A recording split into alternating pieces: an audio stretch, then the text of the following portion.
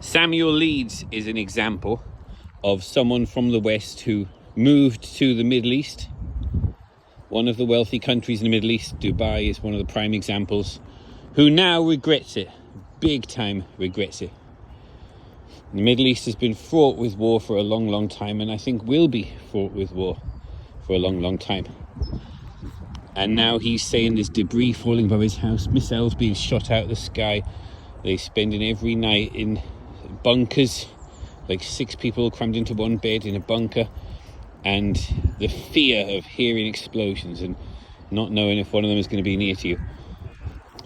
All airports are shut, nobody can get out, or it's very difficult to get a flight unless you've got a lot of money and you don't mind risking it. But aircraft should be grounded. Don't know when the next flight is going to be out there. And now I'm hearing a lot of people just selling. They want to sell their home. I'm fed up, I don't care. The wife says to the husband, let's just sell for 10% of what we paid for it. I don't care, just sell, come on, I just want to go. Let's just go. I don't want to be in the Middle East anymore. Knock-on effects are going to be quite profound. Everyone wants to sell. So the big question now is, where is safe? The reason they bugged out from the West is still there. They don't want to go back to the West. The West is in decline. Britain, Europe, all these countries are huge decline. There's going to be massive tax burdens. There's going to be all kinds of reasons you don't want to live in the West. You definitely don't want to live in the Middle East. In my opinion, this war is only just starting. It's going to get far, far, far worse. It's going to go on for a long time. It's going to have very profound consequences. I've often said, the way I describe it is, it won't really be World War III, but it's something like World War III. It's not officially World War III. The whole world's at war, like World War I, World War II, but almost is something like that. It's basically Britain, America, and Israel and their allies against Russia, China, North Korea, Iran, and their allies. And the whole world is basically involved in it. So is there anywhere safe? This is a question. Well, I think the Far East is probably going to be one of the safest. I know there's talk about Taiwan. Whether that'll happen or not, we don't know. Maybe nothing will happen there. Or some people say it's inevitable, it will. There will be a war with Taiwan. We don't know. But Southeast Asia is probably one of the safest and best places. It's not just safest, it's go where you're treated best. Where are you treated the best? And so many people are talking about Thailand still. Thailand is probably the number one for Westerners. That's the first choice. Let's have Thailand. I know, what's his name? Neil McCoy Ward. He thinks Thailand is good. He's gone to get a second, a visa option to go to Thailand. But I don't think so, because the Thai baht is falling slower than most other countries. All currencies are in free fall. They're all falling against real things. They've all jumped out of an airplane. All currencies are falling towards the ground, which is collapse. They're all hurtling towards the ground. Collapse is inevitable. Some are falling faster than others. You don't want to go to a place where the currency is falling slowly. The Thai baht is falling very slowly, which means it's strengthening against other currencies. The one that is winning is the Japanese yen. The Japanese yen is winning in the race to the bottom. It's falling very fast. I think it's something like 40p now for a pound, or 39p, something like that. But in reality, things are so cheap in Japan if you've got Western currencies, euros, pounds, dollars. Japan is a far better country to go to than Thailand or Cambodia, Vietnam, Philippines, Sri Lanka.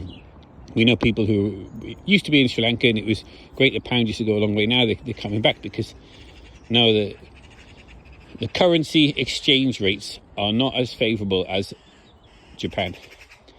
Japan has got the best ratio of currency exchange rates, so things are so cheaper in Western currencies, and the best infrastructure. There are other places in the world where the pound goes further, but you haven't got the infrastructure, you haven't got the health and safety, the hygiene. You're going to get a bad stomach drinking the water or ordering food. In Japan, you don't have those problems. It's a very safe, wonderful place. So all those people who bugged out to the Middle East, thinking that's a good idea, are now regretting it. There's debris falling on their house. The airports are all getting shot. Hotels are getting bombed. Dubai is going to see a massive... As soon as the airports do allow flights out, or maybe boat out. Can you get a boat? I don't know. No, that's crazy. They've got to try and fly out, and they're trapped in Dubai with missiles shooting above their head, debris falling down on them, sleeping in a bunker. As soon as they can get out, they want to get out, and they won't go back. It's an absolute economic disaster for Dubai. Housing in Dubai is absolutely collapsing. Everyone wants to sell, nobody wants to buy. And this is going to go on for a long time. So where will they go? I think it's going to be Southeast Asia. Southeast Asia is going to see the beneficiary of the Middle Eastern war. This war in the Middle East is just starting. It's going to get far, far worse for a long time. There'll be peaks and troughs, has been for decades, but it's going to be, there's the Iraq War 1. I grew up when I was a boy, and then Iraq War 2, and then look at all the trouble in Syria and all the trouble in Iran now. It's going to be peaks and troughs, but it's going to go on for a long, long time. I don't think the Middle East is a viable option as a bug out retreat. I think it would be foolish. I think if anybody did think about Dubai, they want to change their mind now. Sell up, don't go back, or anywhere like that. Saudi Arabia, UAE, all that region is going to be very unstable now. And I think a lot of those people are going to be thinking about the Far East. You don't want to be in any of the NATO countries, and you don't want to be... Well, the West is in absolute downfall, decline. The tax burdens, the societal breakdown, with all the work that's gone on to encourage people who you don't know who they are, mostly fighting age males, might have been criminals, just escaped from prison, or didn't go to prison, didn't turn up at court, just bugged out and got a boat over to one of these Western countries. The crime levels, the instability, lack of security is going to be terrible in these Western countries, European countries. And I've seen it in Britain. I'm still in Britain now, but we're going to be bugging out to Japan soon. And I think it's going to be terrible. I think the situation in Britain is going to keep deteriorating. And I think you should have a bug out plan. And a lot of people think, no, I'm just going to stay where I am. That's fine if you think you can, but have a plan to bug out. Our plan, as I've said many times, is going to be, we're going to Japan. I can help you. I'm building a community of expats just outside Tokyo. You can get a free house. You can get very cheap living. You need some kind of an income. If you could take some kind of early retirement, or some people have got some kind of a fixed income.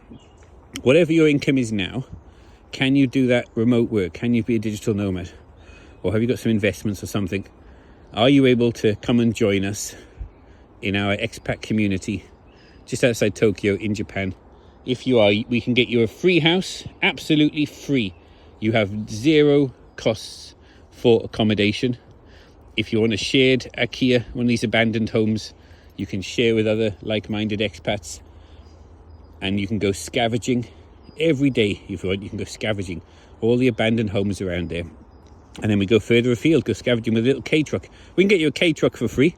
There are huge yards full of these. You've probably seen what I'm talking about. A little white truck, a little two-seater truck with an open back on it, light as a feather, very economical. And there's loads of them that are abandoned because the population of Japan is falling by 1 million people every year.